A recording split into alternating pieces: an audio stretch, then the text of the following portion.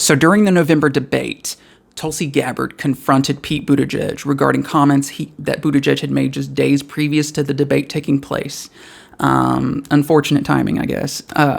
So Buttigieg was asked a question during an interview regarding whether he would send troops to Mexico to combat the cartels, which is something Trump has stated he wants to do. And Buttigieg appears to say yes without saying yes. Argues for security cooperation, and I'll show you the full context of Buttigieg's answer. But first, I want to show you where Tulsi Gabbard confronts Buttigieg and where Buttigieg just completely tears into Tulsi Gabbard. Take a look at this clip from the debate. But I want to get back to Pete Buttigieg and his comment about experience. Pete, you'll agree that the service that we both have provided to our country as veterans by itself does not qualify us to serve as commander-in-chief. I think the most recent example of your inexperience in national security and foreign policy came from your recent careless statement about how you as president would be willing to send our troops to Mexico to fight the cartels. As commander-in-chief, leader of our armed forces, I bring extensive experience serving for 7 years in Congress, on the Foreign Affairs Committee, on the Armed Services Committee, on the Homeland Security Committee, meeting with leaders of countries around the world, working with military commanders of different commands, dealing with high-level national security briefings, understanding what's necessary, the preparation that I've gotten to walk in on day one to serve as commander-in-chief. Congresswoman, thank you. Mr. Mayor, I'll allow you to respond. I know that it's par for the course in Washington to take remarks out of context, but that is outlandish even by the standards of today's politics. Are you saying that you didn't say that?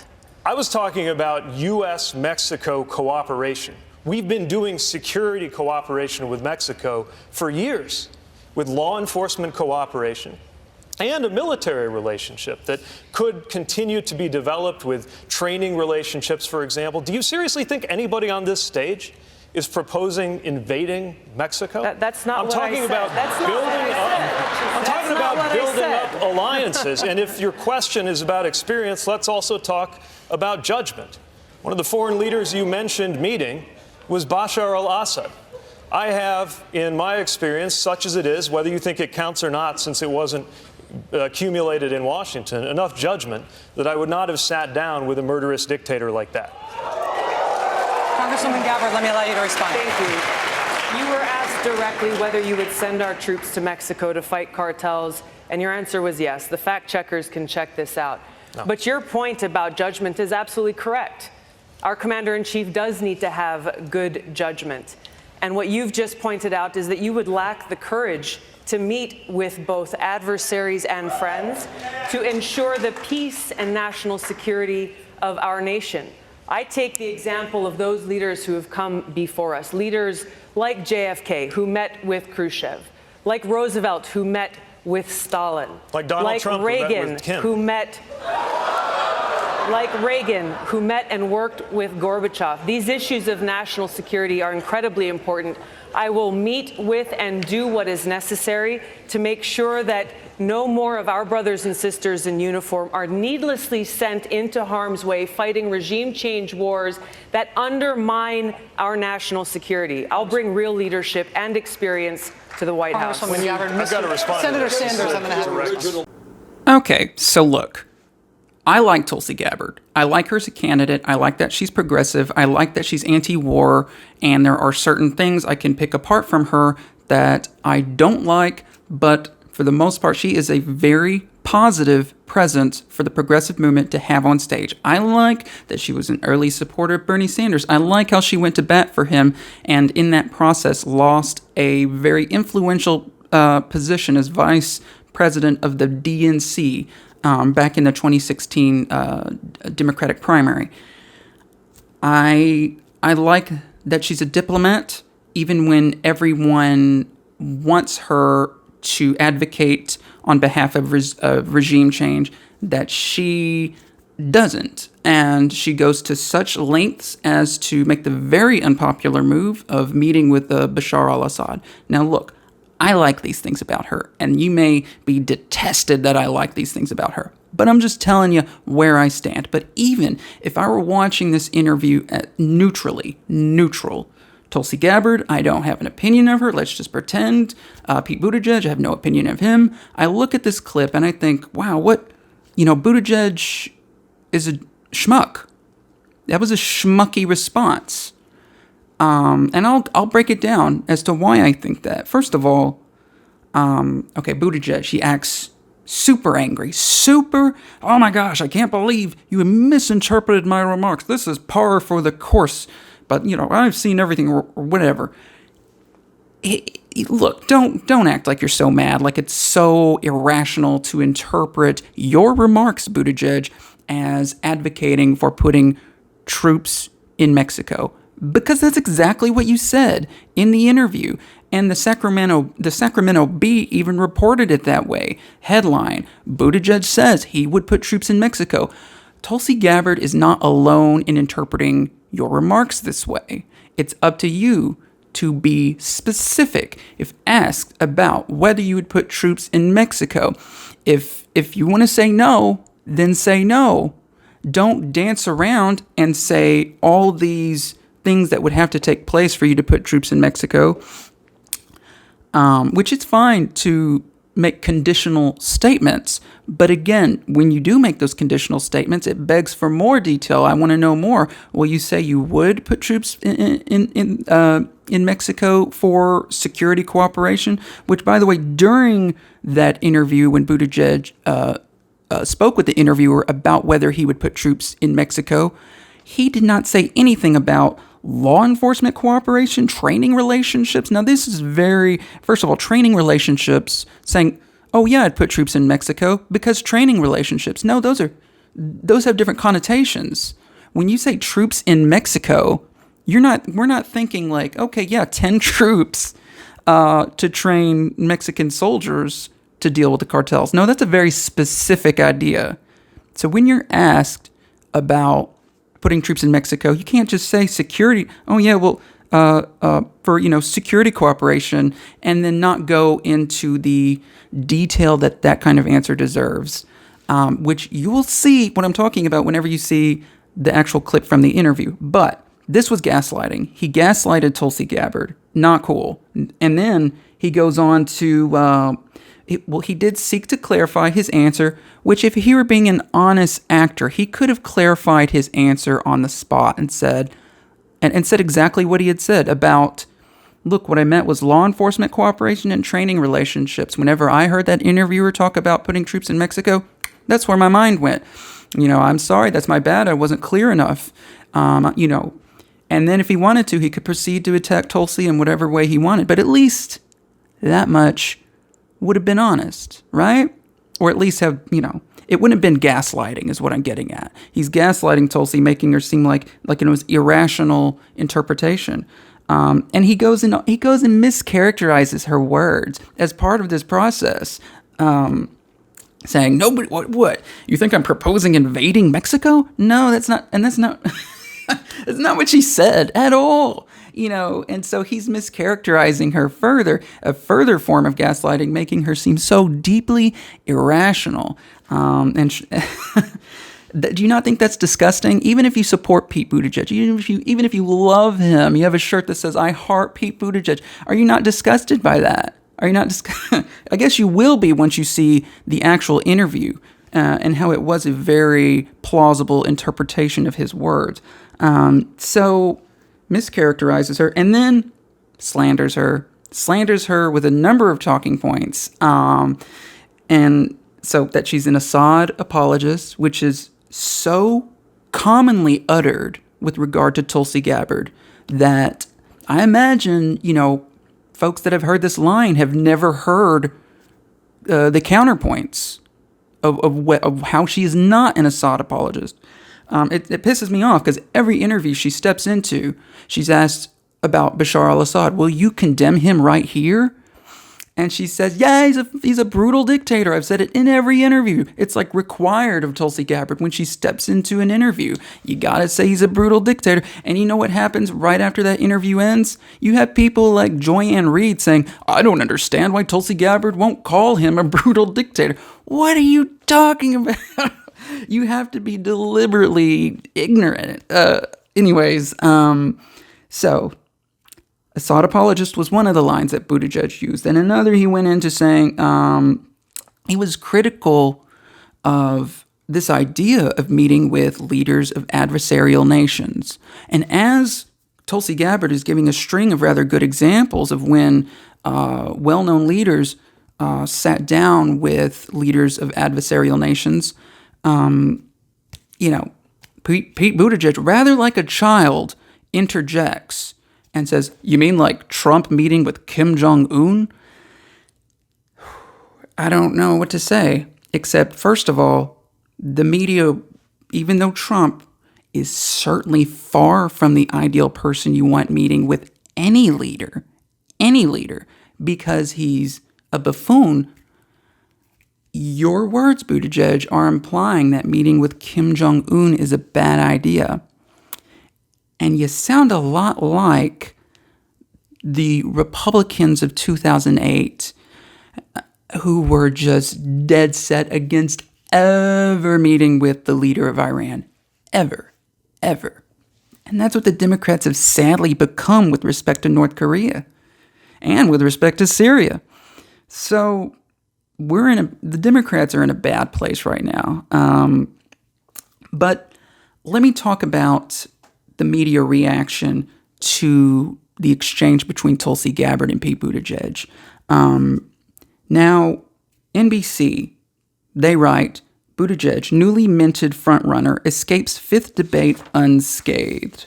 And they write, the only candidate who made a direct attack on the mayor was Representative Tulsi Gabbard of Hawaii, but he appeared to win the crowd back to his side and pummeled Gabbard's question to him as outlandish, becoming the first candidate to hit her in a debate for meeting with Syrian dictator Bashar al-Assad. All right. Well, part of me was thinking, well, I may not even look at this article or read this article or touch on it. But the thing is, reading through the article, it does look like it's entirely optics driven. So I don't want to bash the article too hard. So I don't necessarily feel an article designed to be optics driven, though I wish it had said it was, should be treated the same as other articles. Call me a softie. But even though they fail to address the substance of whether Tulsi Gabbard was correct and Pete Buttigieg was wrong on the point of sending troops into Mexico, I'll be nice and give that article a pass because it looked entirely optics driven, that whole article. Even though if I were the head of a news division, if you're going to be optics driven, say it. Otherwise, it just looks like a trash article that was written on possibly a deadline. So anyways, here's another article, and this one's from MSNBC. Did Pete Buttigieg say he would send troops to Mexico, as Tulsi Gabbard claimed? And excuse me, maybe it's not fair to call it an article per se. It's a fact check. And this fact check did not note whether this was a fact or not that Buttigieg said this. You're sort of left to determine that on your own. And I wish, a fact check would just call balls and strikes and say, yeah, Tulsi Gabbard was right.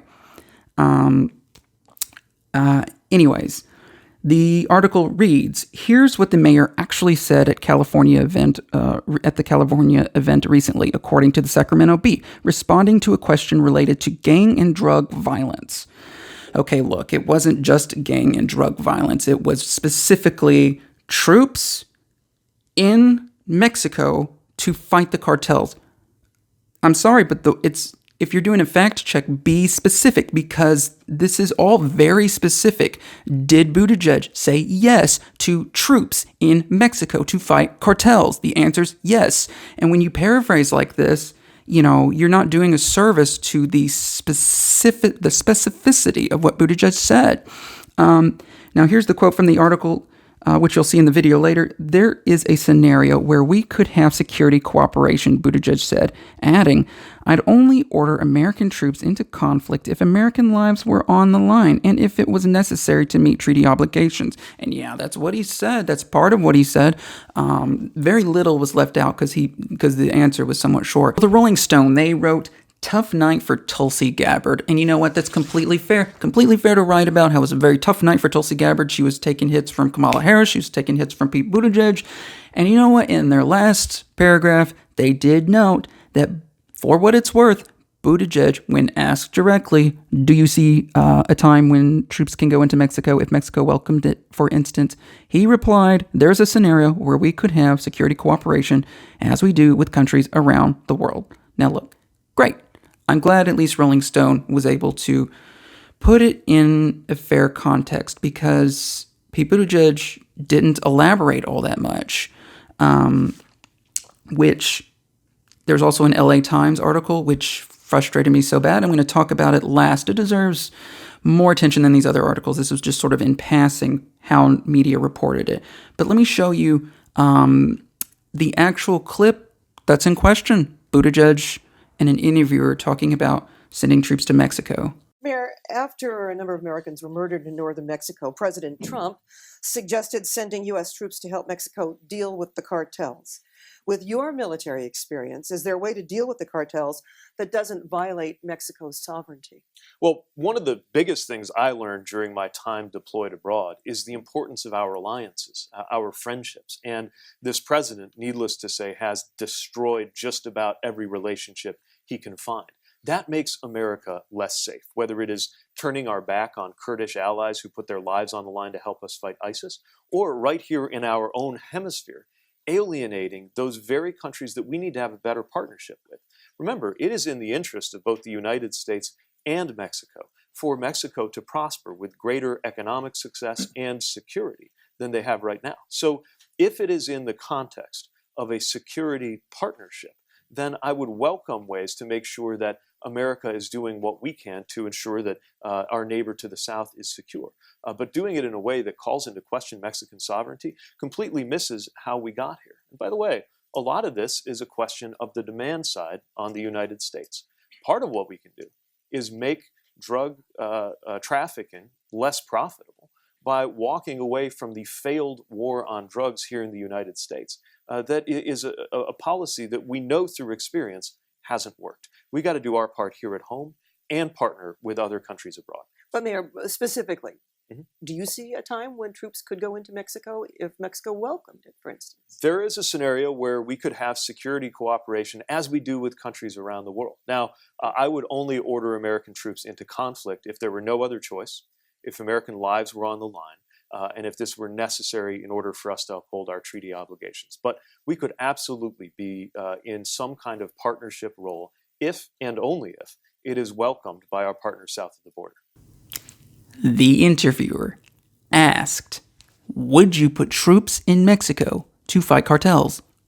He says, immediately, the first words to spill from his mouth, if it is in the context of a security partnership, then I welcome ways our neighbor to the south is secure. Now, there's many ways to interpret this. And what I mean is Buttigieg's intent. Now, perhaps he thinks sending troops to Mexico is a good idea. I don't know.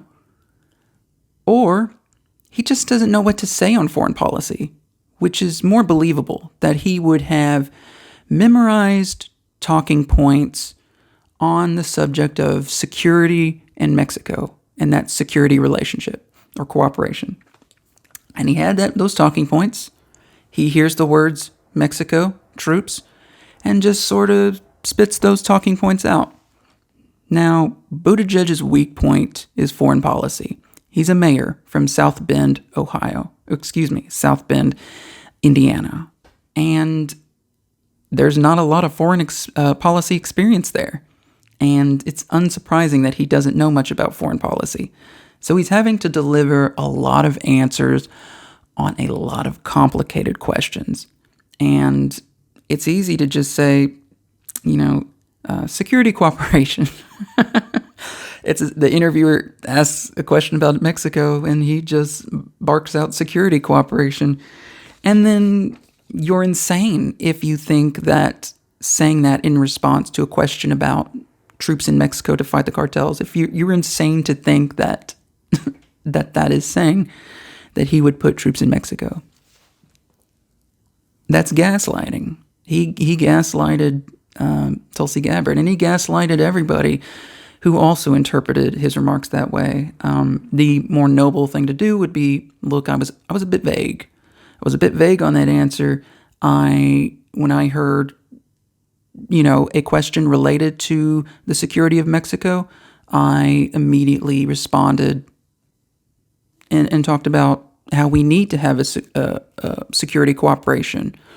And I didn't mean to suggest that I would do such a thing, which is out, it's out. And then he could lambaste the very idea of sending troops into Mexico. And then he could say whatever he wanted about Tulsi. It'd be a more noble way or more honest way to handle the situation. But instead, he made her seem irrational and then mischaracterized her remarks, as I already stated. Now, some of the ways that he attacked her, she's an Assad apologist. The reason people state that she's an Assad apologist is that she had the audacity to meet with Bashar al-Assad, which is a dictator of Syria who we are at war with. And I know we like to emphasize in the United States that he's brutal, and that's why we need to get rid of this guy. But the fact is, we support brutal dictators. There's only some that we don't support. And that is not because they are brutal, it is because that they are not our ally. They don't do what we want. He's an ally of Russia. And there's also money to be made. Though there's not a lot of oil directly in Syria, there is, they are in the path of various oil pipeline proposals. Now, that's reason enough for both Russia and the United States to want somebody favorable to their interests in charge. So you have balance of power, you have resources, all at stake. That's usually the case. That's usually the underlying cause of war. It's not because we give so much a damn about other countries. That's how you rally support from the world. In any event, Assad apologist, that's what you get for having the audacity to try to approach the issue diplomatically with words to the leader of the adversarial nation, instead of just saying, yeah, I support overthrowing that person, because that's the Washington stance, is we got to overthrow this guy. And Tulsi doesn't buy it. She doesn't like the idea of going into countries and overthrowing their leader, whether it's Iraq, whether it's Libya, whether it's Syria.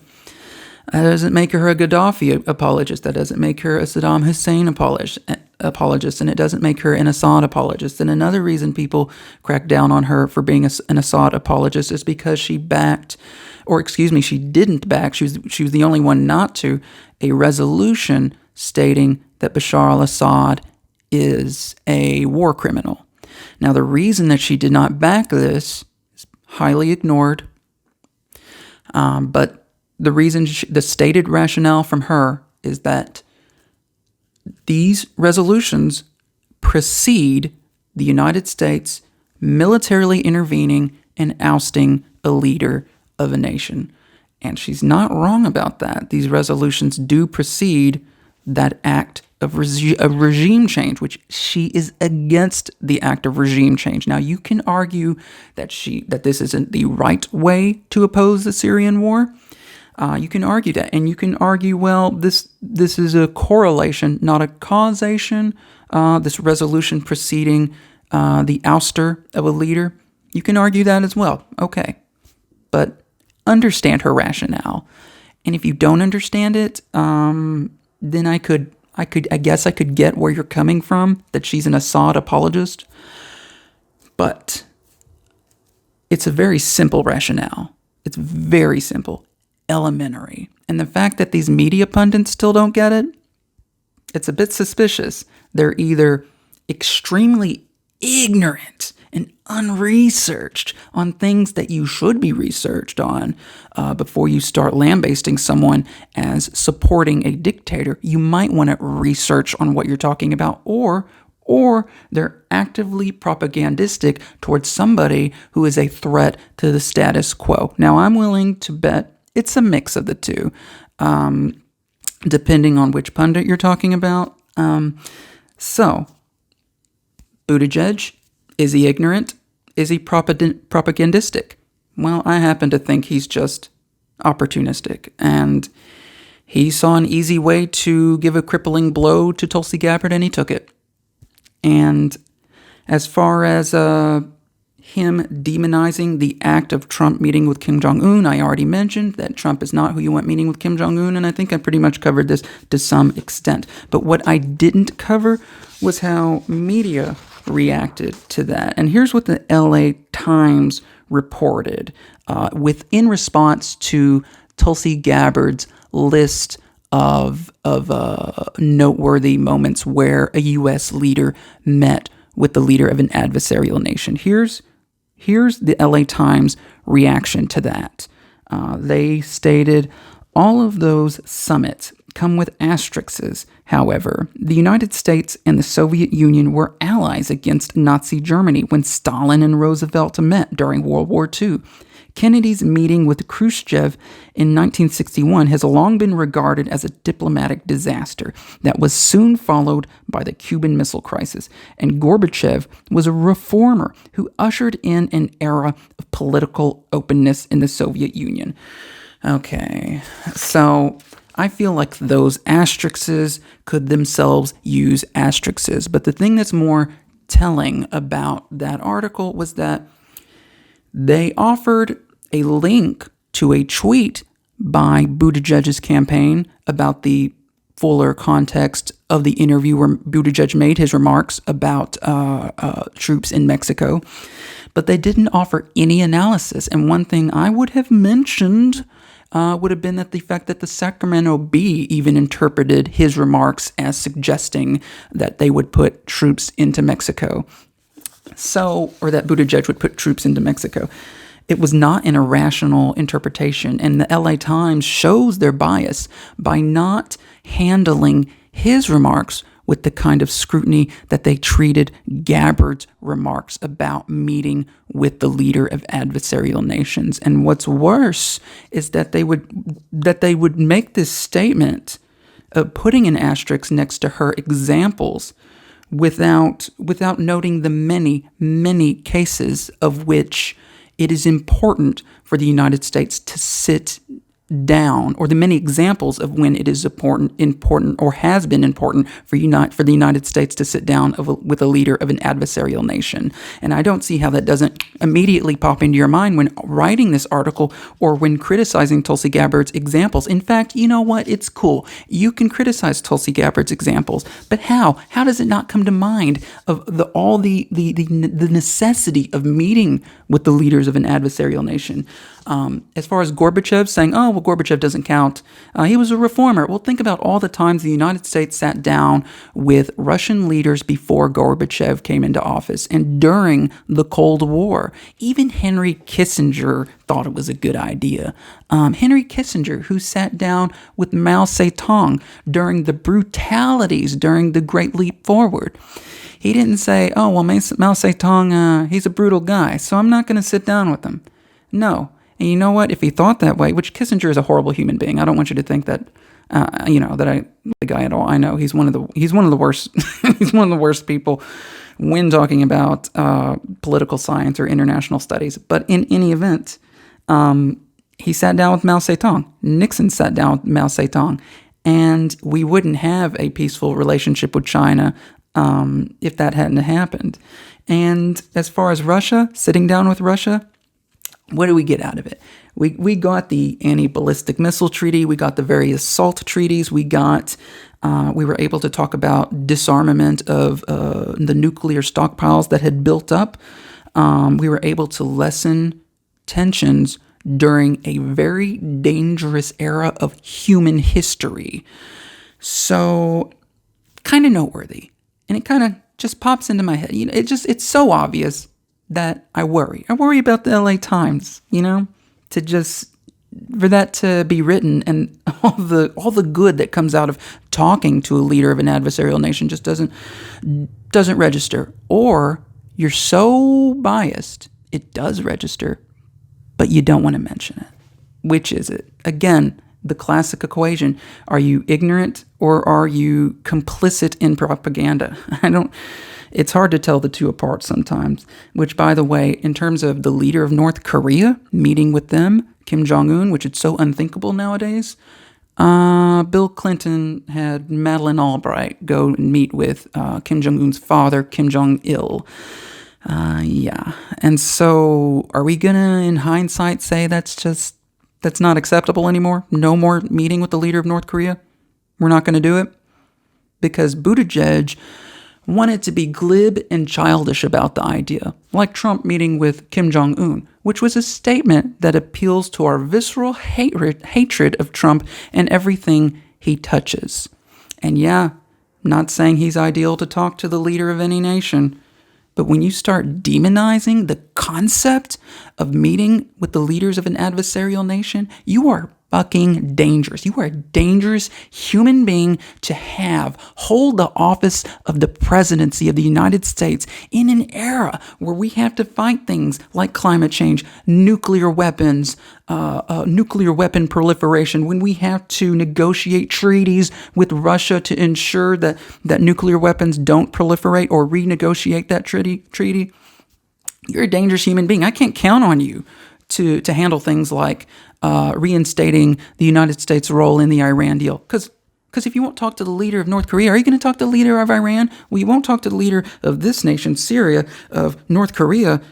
Are you going to talk to Iran? Is there an Iran deal? Can it happen with your mentality to be so glib?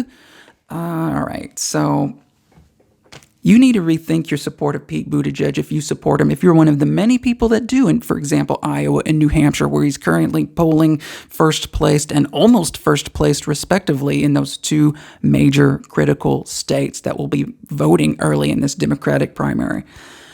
And Tulsi Gabbard, hopefully you're not thinking so little of her now. Hey guys, I hope you liked this video. Make sure, if you did, to click like down below and subscribe to this channel. And remember to click the bell. That way you'll get a notification whenever a new video is uploaded. Share this video with whoever you feel might find it valuable. And just remember, the more likes this video gets, the more views, and the more subscriptions, the more this channel can thrive and grow. Thank you.